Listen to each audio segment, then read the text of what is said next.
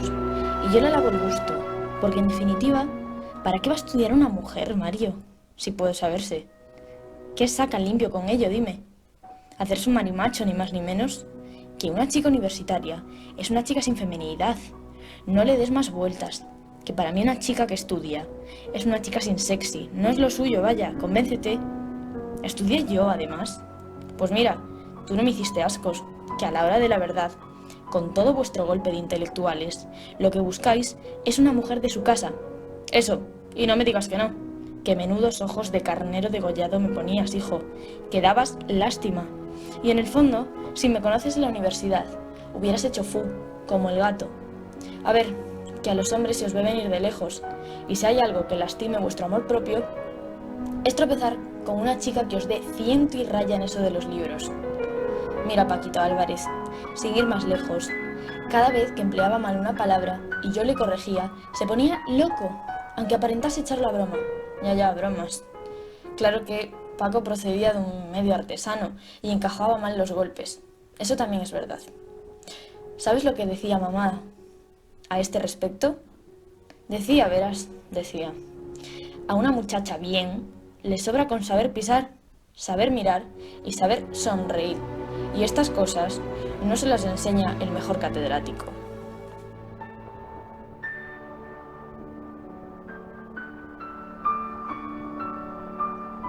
De repente, el valle se había tornado gris y opaco a los ojos de Daniel, el mochuelo, y la luz del día se hizo pálida y macilenta, y temblaba en el aire una fuerza aún mayor que la de Paco, el herrero. Pancho, el sin Dios, dijo de aquella fuerza que era el destino, pero la guindilla dijo que era la voluntad del Señor.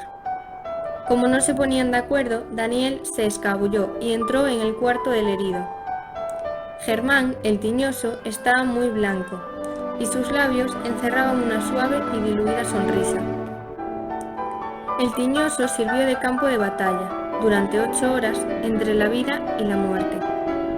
Llegó la ambulancia de la ciudad con Tomás, el hermano del tiñoso, que estaba empleado en una empresa de autobuses.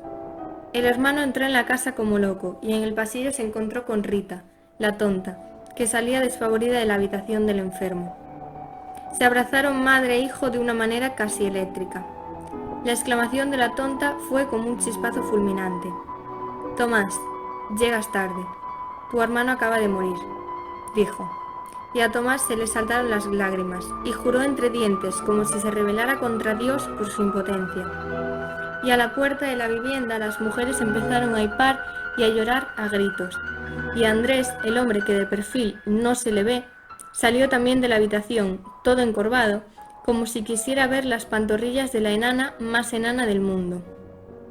Y Daniel, el mochuelo, sintió que quería llorar y no se atrevió a hacerlo porque Roque, el moñigo, vigilaba sus reacciones sin pestañear con una rigidez despótica.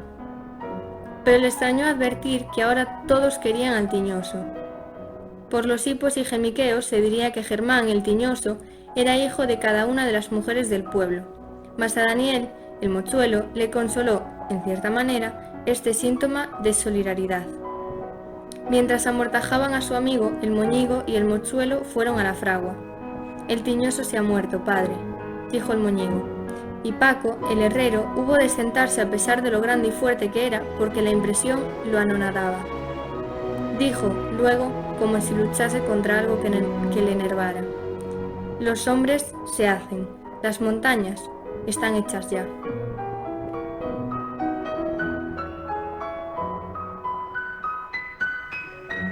Junto al abuelo Román, el niño aprendió a conocer las liebres. Aprendió que la liebre levanta larga o se amona entre los terrones, que los días de lluvia rehuye las cepas y los pimpollos, que si sopla norte se acuesta al sur del monte o del majuelo, y si sur, al norte, que en las soleadas mañanas de noviembre busca la amorosa brigada de las laderas. Aprendió a distinguir la liebre de los bajos, parda como la tierra de la cuenca, de la del monte, roja como la tierra del monte.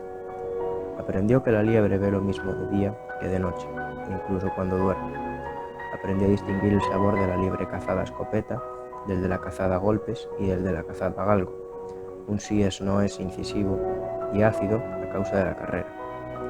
Aprendió, en fin, a descubrirlas en la cama con la misma rotundidad que si se tratara de un cuervo, y a definir en el espeso silencio de la noche su llamada áspera y gutural.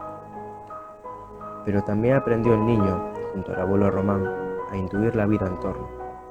En el pueblo, las gentes maldecían de la soledad y ante los nublados, la sequía o la helada negra, blasfemaban y decían: «No se puede vivir en este desierto». El nini, el chiquillo, sabía ahora que el pueblo no era un desierto y que en cada obrada de sembrado o de baldío alentaban un centenar de seres vivos. Le bastaba agacharse y observar para descubrirlos. Unas huellas, unos cortes, unos excrementos, una pluma en el suelo le sugerían, sin más, la presencia de los sisones, las comadrejas, el erizo o el alcaraván.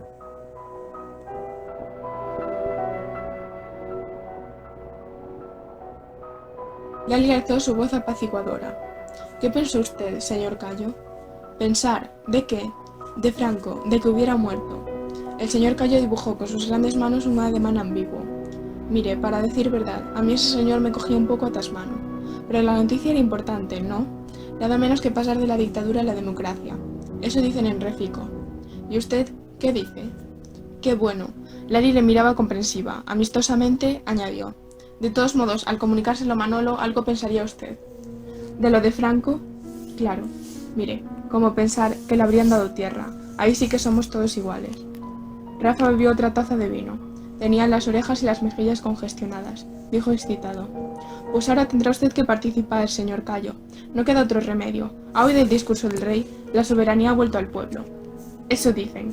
¿Va a votar el día 15? Mire, si no está mal el tiempo, lo mismo me llego a Refico con Manolo. ¿Votan ustedes en Refico? De siempre, sí, señor. Nosotros y todo el personal de la parte de aquí, de la montaña. ¿Y ha pensado usted que va a votar? El señor Cayo introdujo un dedo bajo la boina y se rascó ásperamente. Luego se miró sus grandes manos, como extrañándolas. Murmuró al fin: lo más seguro es que vote que sí. A ver, si todavía vamos a andar con rencores... Rafa se echó a reír, levantó la voz. Que eso era antes, joder, señor Cayo. Esos eran los inventos de Franco. Ahora es diferente, que no sabe usted ni de qué va la fiesta. Eso, dijo humildemente el señor Cayo. La voz de Rafa se fue haciendo, progresivamente más cálida, hasta alcanzar un tono mitinesco. Ahora es un problema de opciones, ¿me entiende? Hay partidos para todos y usted debe votar la opción que más le convenza. Nosotros, por ejemplo. Nosotros aspiramos a redimir al proletariado, al campesino. Mis amigos son los candidatos de una opción, la opción del pueblo, la opción de los pobres, así de fácil. El señor Cayo lo observaba con concentrada atención, como si asistiera a un espectáculo, con una chispita de perplejidad en la mirada. Dijo tímidamente: pero yo no soy pobre. Rafa se desconcertó. Ah, dijo, entonces usted no necesita nada. Hombre, como necesitar, mire, que pare de llover y apriete el calor.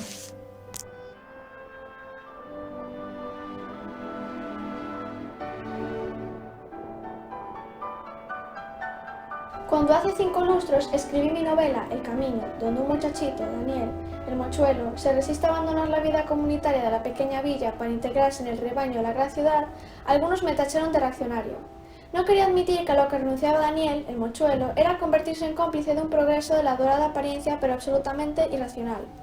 Posteriormente, mi oposición al sentido moderno del progreso y a las relaciones hombre-naturaleza se ha ido haciendo más sacra y radical, hasta abocar a mi novela Parábola del náufrago, donde el poder del dinero y la organización, quintesencia de este progreso, termina por convertir en borrego a un hombre sensible, mientras la naturaleza mancillada, harta de servir de campo de experiencias a la química y la medicina, se alza contra el hombre en abierta hostilidad.